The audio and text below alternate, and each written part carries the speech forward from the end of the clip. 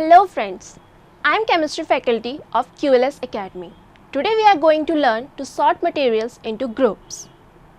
We will learn to classify materials into different categories based on their similarity and differences.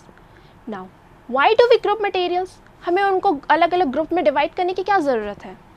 We group them because grouping facilitates their study and their further understanding.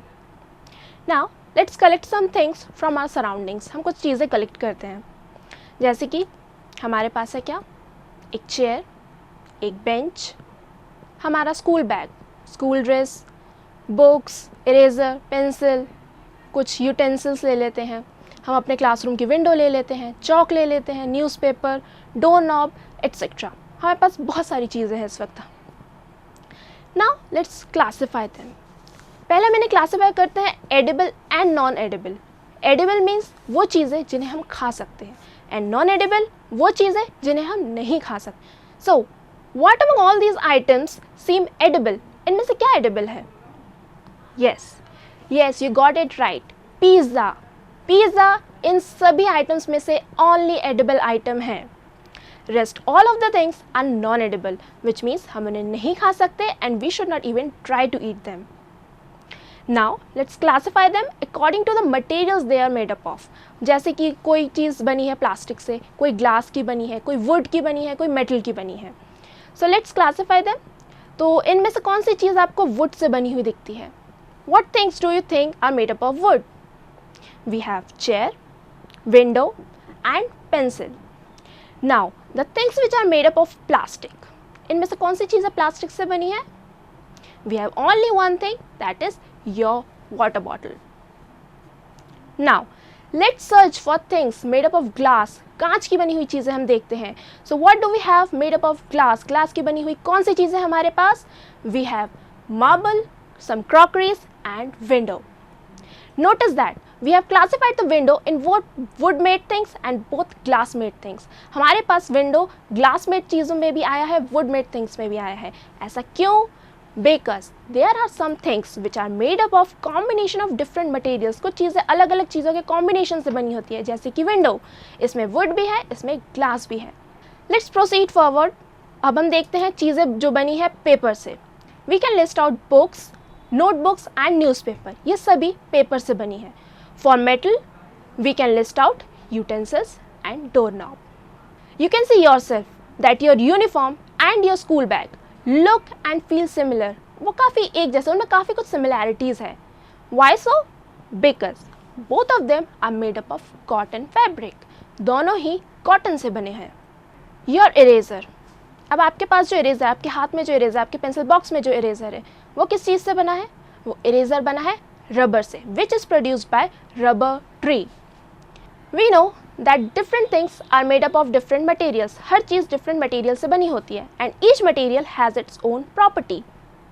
It is the property of the material and the purpose of the object which decides the material to form the object. ये material की property और वो material किस object को बनाने के लिए use किया जा रहा है, ये decide करता है कि कौन सा object किस material से बनेगा. For example, we can't use a cotton fabric to make a bottle. हम एक कॉटन फैब्रिक का यूज़ बॉटल बनाने में यूज़ नहीं कर सकते. We can use plastic, glass और some metal to make water bottles, क्योंकि अगर हम कॉटन फैब्रिक से बनाएंगे तो वाटर उसमें से बह जाएगा, वाटर उसमें से छन के बाहर निकल जाएगा. But when we use a plastic, glass और मेटल, पानी उसी कंटेनर के अंदर कंटेन रहेगा, उसमें से बाहर बहेगा नहीं. तो so let's proceed forward with some properties of materials. Some properties of materials are their appearance, their hardness and softness property, their solubility in water, their floating and sinking properties and their transparency. Now let's start to classify materials based on their property. हमने पहले उन्हें उनके material, वो किस चीज़ से बने हुए हैं, उसके बेस्ड पे उनको क्लासीफाई किया था. अब हम उन्हें क्लासीफाई करेंगे based on the property of the materials they are made up of. Now let's collect some more things from our surroundings, but this time we will collect some things a bit different. So what do we have here? हमें क्या क्या मिला है यहाँ पे? We have a candle, we have a utensil, we have some salt, we have lemonade, we have sand, we have oil, we have a fish tank, we have some dried leaves, we have a paper board, we have a glass door, we have a copper wire, we have some wooden planks and some iron rods. अब हम इन objects को इनके properties के according group करते हैं. Let's start with appearance. वो कैसे दिखते हैं. Different materials has their own look. कुछ रफ और डल होते हैं, कुछ बहुत शाइनी होते हैं. Most metals are shiny. बहुत ज़्यादातर मेटल्स शाइनी होते हैं. और we can say that metals have luster. Notice a new word, luster. Most metals are shiny and this shiny property is known as luster. So, in which of the things in our collection do you find luster? We can see that newly minted coins, aluminium vessel, iron rods and copper wire all have luster. Though copper, aluminium, iron are different materials, they are classified under one group, that is metal. The second property which we are going to study is hardness and softness. We can compress a cotton ball. हम एक cotton ball को easily compress कर सकते हैं. We can scratch out wax. Okay, but we can't bend a iron bar. We can't bend it. Materials जिन्हें हम easily सिर्फ हाथों से ही compress या scratch या bend कर सकते हैं are called soft. Materials which are difficult to compress are hard. So in our group we can see that iron rod and the wooden plank and some utensils are both hard, are all hard materials, while wax candle and cotton ball are soft materials. The next property which we are going to study is solubility. We all have prepared lemonade sometime. हम सभी ने नींबू पानी कभी ना कभी बनाया है. What do we mix to make a lemonade? हम lemonade कैसे बनाते हैं? Lemonade बनाने के लिए है हम water में sugar, salt और lemon juice ऐड करते हैं. Now, can you separate out sugar, salt and lemon juice from lemonade? क्या हम एक lemonade पूरा fully formed lemonade में से sugar, salt और lemon juice को अलग कर सकते हैं? No, we can't. That's because all the three items are soluble in water. ये तीनों items water में soluble है. अब हम यही experiment sand के साथ repeat करते हैं, रेत के साथ repeat करते हैं. To a glass of water, let's add a pinch of sand. हम एक pinch sand add करेंगे. Now mix it. अब हम इसे mix करेंगे. Now keep mixing. So, is it soluble now? क्या sand water में dissolve हो गई है? No, it hasn't. It doesn't matter how long or how rigorously we mix, sand will never dissolve in water. So we can say that sand is insoluble in water. Sand पानी में नहीं घुल सकता है. Similarly, oils like kerosene, coconut और कोई भी cooking oil are also insoluble in water. We have talked about solid materials, soluble, insoluble in water. Solid materials water में soluble है, insoluble है, हमने इसके बारे में देखा. We have also talked about liquid soluble, insoluble in water. जैसे कि lemon juice water में soluble है, oil insoluble है. So what do you think? Are gases soluble in water? क्या gases water में soluble होती हैं?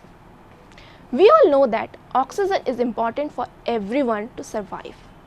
Think, how do fishes survive if there's no oxygen in water? अगर पानी में ऑक्सीजन ही नहीं है तो फिशेस कैसे सर्वाइव करेंगी? So back to the question, are gases soluble in water?